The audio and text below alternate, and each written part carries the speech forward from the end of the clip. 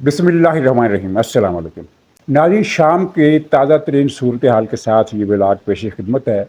शाम में इनकलाब अब दमिश्क की दीवारों तक पहुँच गया है और नक्शा कुछ इस तरह का बना है कि अब स्वाय मगरबी साहली इलाके के जो बहुत छोटा सा इलाका है और जहाँ गैर मुस्लिम नसैरी अक़लियत वाले ज़्यादा है और मुसलमान आबादी की तादाद कम है, उस इलाके को अगर एक तरफ रखें तो बाकी सिर्फ दमिश्क रह जाता है जहां बशार की हुकूमत है और दमिश्क को चारों तरफ से घेरे में ले लिया गया है। जनूब मगरब से जो इनकलाब का तूफ़ान कल से उठा है अचानक, जिसका पहले कोई अंदाज़ा नहीं था। एक तूफ़ान तो वो शुमाल से उठा था ना, जो जिसने पहले हलफ फतह किया, फिर हमा तक वो पहुंच गए और अब हम्स में दाखिल हो गए हैं। लेकिन एक तूफ़ान मशरक़ में उठा और एक तूफ़ान जनूब से उठा। पहले मैं जनूब के तूफ़ान का जिक्र कर लूँ। जनूब में एक सूबा है अद्दर आ। पिछले 24 घंटे में शामी हुकूमत दो सूबों से पसपा हुई है जनूब के, एक अद्दर आ और एक अस्सवैदा। और अद्दर आ वो शहर है जहाँ 2011 में इनकलाब की शुरुआत हुई थी, जिसे फिर बाद में रूस, ईरान, अमेरिका, फ्रांस और बरतानिया ने मिलकर कुचल डाला था। अब उसी अद्दरा पर इनकलाबियों का कब्ज़ा हो गया है और शामी फ़ौज लड़े बगैर निकल गई है। और शामी फ़ौज के बारे में ये ख़बरें आपने हैरत से सुनी होगी कि वो फ़रार होकर इराक़ जा रहे हैं। और बू कमाल का जो सरहदी पॉइंट है, चेक पॉइंट जहाँ से एंट्री होती है या एग्ज़िट होता है, तो वहाँ पर कुर्दों का कब्ज़ा है और उन्होंने ये सरहद खोल दी है उन लोगों के लिए जो शाम से फ़रार होकर इराक़ जाना चाहें। इराक़ से किसी को आने की इजाज़त नहीं दी जाएगी। और देखिए, जब बुरा वक्त आता है तो वो लोग भी आंखें बदल लेते हैं जिन पर बड़ा भरोसा होता है। ईरान को बहुत भरोसा था इराक़ पर, तो इराक़ की हुकूमत ने ऐलान किया है कि हम अपने मुल्क से रज़ाकारों को शाम जाने की इजाज़त नहीं देंगे। ये अलग बात है कि वहाँ से कुछ लोग आ जाएं, क्योंकि इराक़ी हुकूमत का इतना ज़्यादा कंट्रोल नहीं है, लेकिन पहले के मुकाबले में जितनी पहले तवक्को थी उतने लोग नहीं आ सकते। अब तो ईरान ने भी अपने फ़ौजी और मुशीर वहाँ से अफरा तफरी के आलम में बुला लिए हैं और वो जहाज़ों में बैठकर इस तरह भागे हैं कि अपना बहुत सारा सामान शाम ही के अंदर छोड़ गए हैं। तो मैं बात कर रहा था जनूब की। वहाँ उर्दन की सरहद लगती है जनूब में और इसराइल की सरहद लगती है। इसराइल की सरहद छोटी है, उर्दन की सरहद ज़रा ज़्यादा चौड़ी है। तो इसराइल की सरहद के साथ एक छोटा सूबा है अल कुनैतरा, उस पर भी इनकलाबियों ने कब्ज़ा कर लिया। ये कल एक दिन में हुआ है। हैरत अंगेज़ पेशरफ्त, इतनी बड़ी पेशरफ्त किसी भी मुल्क में इनकलाबियों की तरफ से इस तरह नहीं हुई कि एक दिन में उन्होंने 3 सूबे फतह किए हों। मैंने शुरू में 2 सूबों का जिक्र किया था, 3 सूबे। अल कुनैतरा पूरा इलाका कब्ज़े में ले लिया। अद्दरआ में बगावत सुबह शुरू हुई और एक के बाद एक के बाद एक कस्बा और एक शहर, इस तरह ये फतह होते गए यहाँ तक कि अद्दरआ शहर के अंदर भी ये दाखिल हो गए इनकलाबी और उन्होंने पूरे अद्दरआ सूबे पर कब कंट्रोल कर लिया। और उसके साथ ही अस्सवैदा का सूबा है, यानी जनूबी शाम के 3 सूबे जो थे, तीन सूबे हैं जनूबी शाम में, और तीनों के तीनों एक ही दिन में शामी हुकूमत के कब्ज़े से निकल गए। और उसके बाद शुमाल से जो जलगार शुरू हुई वो होम्स में दाखिल हो गई। और मशरक़ी शाम का जिक्र कोई नहीं करता अपने तबसरों में। मशरक़ी शाम में ये हुआ है कि कल रात देर ज़ोर के शहर पर, जो शाम का वहाँ आखिरी बड़ा अड्डा था, उस पर कुर्द इनकलाबियों ने कब्ज़ा कर लिया। कुर्दों ने अपनी एक अलग रियासत बना रखी है शाम में। उन्होंने इस खाना जंगी से जो 10 दिन पहले शुरू हुई, इसमें उन्होंने हैरत अंगेज़ सूरत से सराक के एक बहुत बड़े इलाके से शामी फ़ौज को निकाल बाहर किया और दीर ज़ोर पर भी कब्ज़ा कर लिया। अब शाम के पास इस पूरे इलाके में सिर्फ एक शहर है, वो जो तारीख़ी शहर है आसार कदीमा का, पुराने ज़माने के खंडरात का, पलमायरा, जिसको पलमीरा भी लिखा जाता है, ये बोला जाता है। तो पलमायरा पर उन्होंने हमला कर दिया और उसे घेरे में ले लिया। और अब मुझे अंदाज़ा नहीं कि जब ये व्लॉग अपलोड होगा तो तब तक पलमायरा की सूरत हाल क्या होगी, लेकिन ये तय है कि पलमायरा में अगर शामी फ़ौज टिकी भी तो आज का दिन टिकेगी, इससे ज़्यादा वो नहीं टिक सकेगी। इस तरह شام کا رقبے کے لحاظ سے آدھا مشرقی حصہ مکمل طور پر شامی فوجیوں کے وجود سے پاک ہو گیا ہے۔ مشرق میں جو شمال کا حصہ تھا وہ تو پہلے ہی کردوں کی ریاست ہے، اور کچھ علاقہ اس صحرا کے یہ جو باقی تھا اس میں داعش پھر سے ظہور پذیر ہو گئی ہے، جو ایک خطرے کی علامت ہے، جس کی وجہ سے خانہ جنگی بھی ہو سکتی ہے، نقصان بھی ہو سکتا ہے۔ اور مغرب میں ہم نے شام کے آدھے مشرقی حصے کا یہ ذکر کر دیا، اس کی وضاحت کر دی کہ اس کے نقشے کی صورتحال کیا بنی۔ تو جہاں تک مغرب کی بات ہے تو مغرب کو آپ 3 حصوں میں تقسیم کریں، ایک شمال، ایک وسط، ایک جنوب۔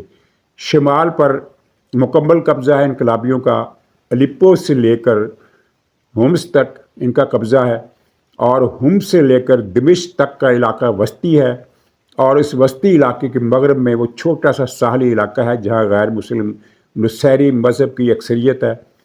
اور اس کے بعد جنوب کا علاقہ ہے، جنوب کا علاقہ پورے کا پورا انقلابیوں کے پاس آ گیا ہے، یعنی شمال میں بھی انقلاب کی فتح، جنوب میں بھی شمال کی فتح، صرف وسطی شام کا ایک علاقہ رہ گیا جس میں دمشق ہے، اور کوئی قابل ذکر شہر اس میں نہیں ہے۔ البتہ مغرب میں جو ساحلی علاقہ ہے وہاں لتاکیہ، جس کو الازلاکیہ بھی کہتے ہیں، اور دوسرا ترتوس، جو بہت ہی مشہور تاریخی شہر ہے۔ کسی زمانے میں یہ مسلمانوں کا شہر ہوا کرتا تھا، لیکن اب وہاں نصیریوں کی اکثریت ہے۔ تو ترتوس وہ شہر ہے جہاں اس پورے خطے میں ایشیا، افریقہ اور بر اعظم یورپ، یعنی جنوبی یورپ میں روس کا ایک ہی اڈا ہے، اور وہ اس ترتوس کے مقام پر ہے۔ اس کے علاوہ پورے بحر روم میں روس کا کوئی اڈا نہیں ہے۔ بحر ہند سے پہلے اس کی چھٹی ہو چکی ہے، بحر اوقیانوس سے بھی اس کی چھٹی ہو چکی ہے، بحر الکاہل میں اس کے اڈے ہیں، لیکن اس کی اپنی سرزمین پر ولادی واسٹک کا ایریا ہے اور سکھالین کا جزیرہ ہے، وہاں اس کے اڈے ہیں، لیکن یہ اڈے روس کی اپنی سرزمین پر ہیں۔ روس کے بیرونی دنیا میں اڈے اب بس یعنی یہ ایک ماضی کی بھولی بسری داستان بنتے جا رہے ہیں۔ تو یہ ترتوس اس کا آخری بڑا عالمی اڈا ہے۔ تو اطلاع یہ ہے، جو کنفرم اطلاع ہے وہ اتنی ہے کہ ترتوس کے اڈے پر مقیم روسی فوجیوں کی ایک تعداد کو واپس وطن بلا لیا گیا ہے۔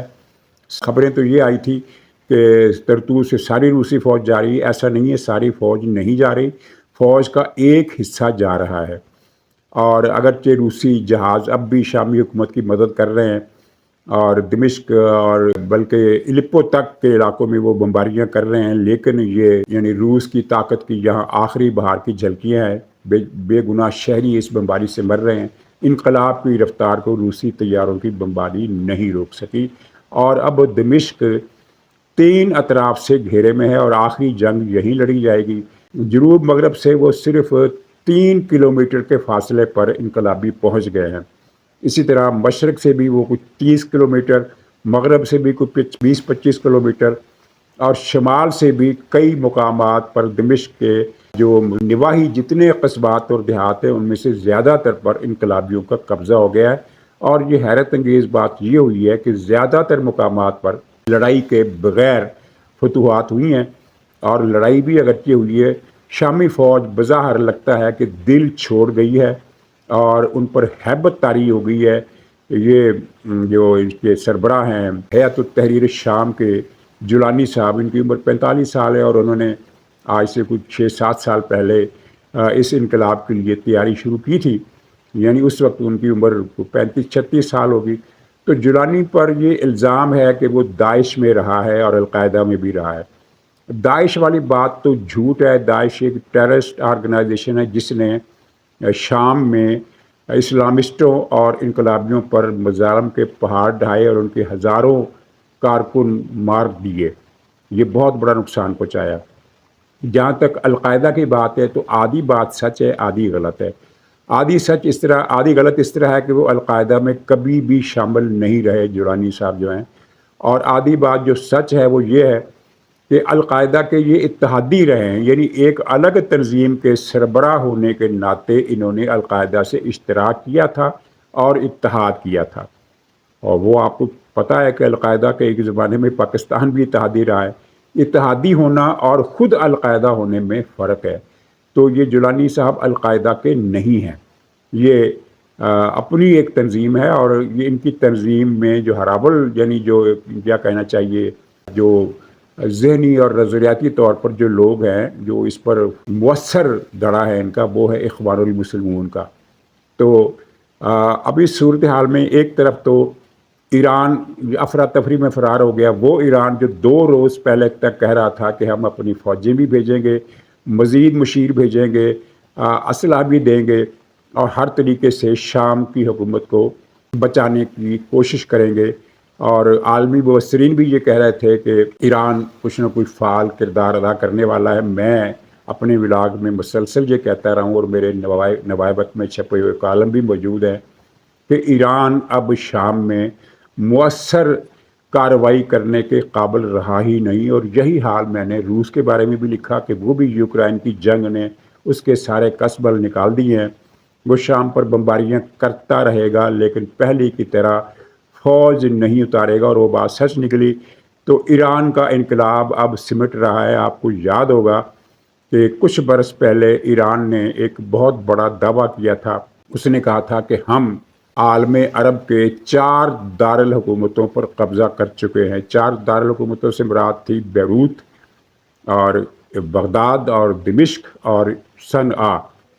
اب میں نے 1 مہینہ پہلے بلاگ کیا تھا جس میں میں نے بتایا تھا کہ لبنان اور شام دونوں سے ایران کی چھٹی ہونے والی ہے، تو یہ 2 دارالحکومت اس کے قبضے سے نکل گئے یا نکلنے والے ہیں۔ اور جہاں تک عراق کا تعلق ہے تو وہاں ایک قسم کا بڑا ایکویلبریم نازک سا موجود ہے، اس طرح کہ وہاں ایران کی حامی قوتیں بھی بہت طاقتور ہیں اور ایران کی مخالف قوتیں بھی بہت طاقتور ہیں۔ کوئی ایک فریق دوسرے فریق کو وہ فری ہینڈ نہیں دینا چاہتا، یعنی ایک توازن ہے، اور نہ وہ ان پر حاوی ہو سکتے ہیں پرو ایران، اور نہ یہ ان پر حاوی ہو سکتے ہیں جو ایران کے مخالف ہیں۔ اور سیدھی سی بات ہے کہ جو آیت اللہ باقر الصدر صاحب ہیں وہ عربوں سے دوستی چاہتے ہیں، جبکہ پرو ایران جو دھڑے ہیں وہ پرانی روایتی سوچ پر قائم ہے۔ عرب اور عجم کی جو آویزش چلی آ رہی ہے جنگ قادسیہ کے زمانے سے، وہ اس کو نہیں بھلا رہے، اور وہ تمام عربوں سے اس کا بدلہ لینا چاہتے ہیں۔ تو وہ دھڑا بھی بہرحال بہت طاقتور ہے۔ دونوں دھڑے عراق میں طاقتور ہیں، تو عراق کا دارالحکومت بغداد کسی حد تک ایران کی گرفت میں ہے اور کسی حد تک ایران کی گرفت میں نہیں ہے۔ اور شام میں جو کچھ ہوا ہے اور جو کچھ ہونے والا ہے، اس کے بعد عراق میں بھی کچھ نہ کچھ صورتحال تبدیل ہوگی۔ عراق اب پہلے کی طرح متحد ملک نہیں رہا۔ مثال کے طور پر اگرچہ یہ ایک وفاق ہے عراق، اور اس میں کرد ریاست وفاق کی ایک رکن کے طور پر شامل ہے، لیکن سب جانتے ہیں کہ عراقی کردستان اپنے طور پر ایک مکمل خود مختار ریاست بن چکا ہے، جو عراق کی بغداد کی حاکمیت اعلیٰ کو، آئینی حاکمیت اعلیٰ کو مانتا ہے، اس کی پارلیمنٹ میں بھی شریک ہے، لیکن کردستان میں وہ مکمل آزاد ہیں۔ یہ کرکوک اور موصل سے لے کر ترکی کی سرحد تک جو علاقہ ہے، اچھا خاصا علاقہ ہے، تو وہ عملاً جو ہے وہ بغداد سے ایک الگ لائن پر جا چکا ہے۔ اور اسی طرح ان کے جو عراق میں جو عرب آبادی ہے، خاص طور پر جو صوبہ انبار میں ہے اور کچھ دوسرے ملحقہ علاقوں میں ہے، تو ان میں بھی کچھ بے چینی پیدا ہو سکتی ہے شام کے واقعات کے بعد۔ اچھا، یہاں یاد آ گیا کہ یہ نصیری فرقے کی حکومت کو آج شام میں 54 سال ہو گئے۔ شام مسلمانوں کی بھاری اکثریت کا ملک ہے، یعنی 77% آبادی وہاں کی سنی مسلمان ہے، اور یعنی 80% آبادی مسلمان ہے، جن میں سے 77 کا تناسب سنی ہے اور 3 ہے اہل تشیع، اور 10% نصیری فرقہ ہے اور 10% عیسائی برادری ہے۔ تو یہ نصیری فرقہ 10% 1971 سے شام پر قابض ہے۔ انہوں نے بطور نصیری قبضہ نہیں کیا تھا، قبضہ انہوں نے کیا تھا بیس پارٹی، ایک کمیونسٹ انقلابی ترقی پسند پارٹی۔ ان دنوں میں سوویت یونین اور امریکہ کی جنگ چل رہی تھی، تو عرب ملکوں میں سوشلزم اور کمیونزم کے حامی بہت جوش میں تھے اور انقلابی تھے، تو عراق پر بھی انہوں نے قبضہ کر لیا، شام پر بھی قبضہ کر لیا۔ عراق میں صدام بعد ازاں کمیونزم سے پیچھے ہٹ گیا اور وہ مذہب کی طرف چلا گیا، جبکہ شام میں حافظ الاسد اس نے بھی کمیونزم کی پیروی چھوڑ دی اور وہ اپنے قبیلے اور اپنے مذہب کے لیے سرگرم ہو گیا۔ ان کا قبیلہ اپنا ہے اور یہ قبیلہ آج بھی مغربی یعنی وہ جو ساحلی علاقہ ہے طرطوس وغیرہ میں آباد ہے۔ تو 54 سال سے 10% تناسب رکھنے والا ایک مذہب، غیر مسلم مذہب شام پر قابض ہے۔ یہ تو چلیے قابض تھا، لیکن انہوں نے جو وہاں کی آبادی پر جو مظالم ڈھائے ہیں وہ ناقابل بیان ہے۔ اور یاد آیا ہما جو آزاد ہو چکا ہے، اس شہر میں بشار الاسد کے والد حافظ الاسد نے ایک ظلم یہ کیا تھا کہ 1,00,000 آبادی کو اکٹھا کر کے ایک ہی وقت میں قتل کروا دیا تھا، زہریلی گیس چھوڑ کر ان کو ڈبو دیا تھا۔ تو خیر اچھا، اب 2 تبدیلیاں اور ہوئی ہیں۔ ایک تو ترکی نے کھل کر حمایت کر دی ہے انقلابیوں کی، اس لیے ویسے طیب اردگان ان انقلابیوں کو پسند نہیں کرتا، کیونکہ اگر یہ یہاں طاقت میں آتے ہیں تو ترکی کے اندر بھی اسلامسٹ جو ہیں وہ طاقت پکڑیں گے، جن سے اردگان بہت ڈرتا ہے۔